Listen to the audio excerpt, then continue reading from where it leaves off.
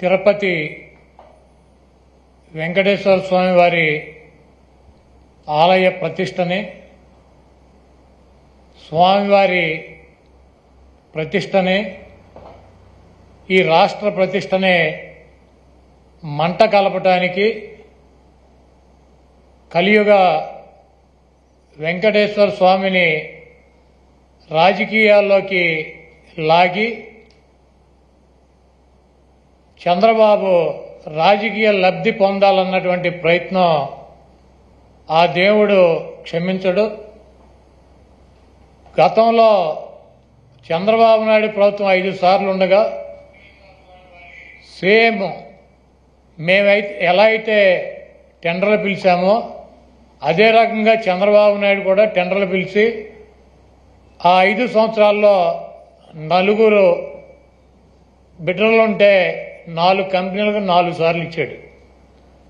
అయితే ఆయన ముఖ్యమంత్రిగా ఉండగా 14-15 సార్లు నెయ్యిలో క్వాలిటీ లేదని చెప్పి సర్టిఫికేట్లతో ఆ ట్యాంకర్లు వెనక్కి పంపడం జరిగింది. ఆ తర్వాత వైఎస్ఆర్ కాంగ్రెస్ ప్రభుత్వం వచ్చిన తర్వాత అక్కడ గతంలో ఏ రకంగా టెండర్లు పిలిచారో ఏ రకంగా మా ప్రభుత్వం కూడా కేటాయింపులు చేసింది. రెడ్డి గారు ముఖ్యమంత్రిగా ఉండగా ఈ నెయ్యిలో క్వాలిటీ లేదని చెప్పి దాన్ని వెనక్కి పంపడం జరిగింది. వెహికల్ని తిరుమల తిరుపతి దేవస్థానానికి వచ్చేటువంటి ప్రతి దాన్ని కూడా ఇన్స్పెక్టర్ ఉంటే దాన్ని వెనక్కి పంపించి అది అక్కడ దించుకునేటువంటి పరిస్థితి ఉంటుంది. ఇది గత ప్రభుత్వాలు గత 100 సంవత్సరాల నుంచి వచ్చే చంద్రబాబు ముఖ్యమంత్రిగా ఉన్నా, జగన్మోహన్ రెడ్డి గారు ముఖ్యమంత్రిగా ఉన్నా, అంతకుముందు వేరే ముఖ్యమంత్రులు ఉన్నా కూడా ఈ క్వాలిటీ లేనటువంటి నెయ్యి కావచ్చు ఇతర ఆహార పదార్థాలనే రిజెక్ట్ చేసి వెనక్కి పంపినటువంటి సందర్భాలు కోకొల్లలు ఉన్నాయి. అదే విధానంగా చంద్రబాబు నాయుడు ముఖ్యమంత్రి అయిన తర్వాత 4వ తారీఖు జగన్మోహన్ రెడ్డి గారు జూన్ 4న ఆయన రాజీనామా చేశాడు ఈ రాష్ట్రానికి ముఖ్యమంత్రిగా. జూలై 17వ తారీఖు వరకు అనేక ఆహార తినుబండారాలు ఆహారాన్ని సరఫరా చేసేటువంటి టెండర్లో తీసుకున్నటువంటి కాంట్రాక్టర్లో నెయ్యి సప్లై చేశారు, ఆహార పదార్థాలు సప్లై చేశారు. వాటిల్లో చంద్రబాబు ముఖ్యమంత్రిగా ఉండగా 17వ తారీఖున వచ్చినటువంటి ఒక ట్యాంకర్లో వాళ్ళకు కావాల్సినటువంటి మెజర్మెంట్స్లో లేదు నెయ్యి, కాబట్టి మేము దీన్ని రిజెక్ట్ చేస్తున్నాం అని చెప్పి దాన్ని వెనక పంపడం జరిగింది.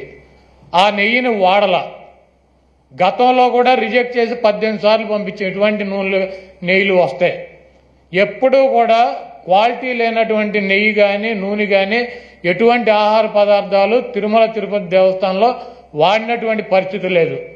17వ తారీఖున జూలై 17వ తారీఖున ఏం ఫస్ట్ టైం కాదు రిజెక్ట్ అవటం, కొన్ని 100ల సార్లు రిజెక్ట్ అయినాయి అదే తిరుమల తిరుపతి దేవస్థానంలో. దానిని చంద్రబాబు నాయుడు రాజకీయ లబ్ధి కోసం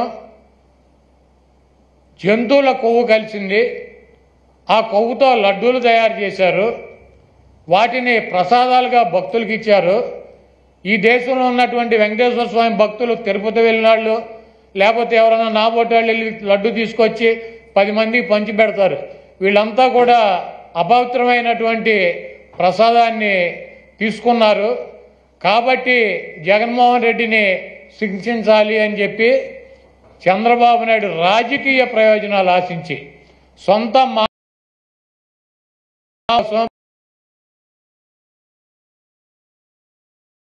మందలేసి ఆ పార్టీని తీసుకున్నాడు రాజకీయ లబ్ధి కోసం.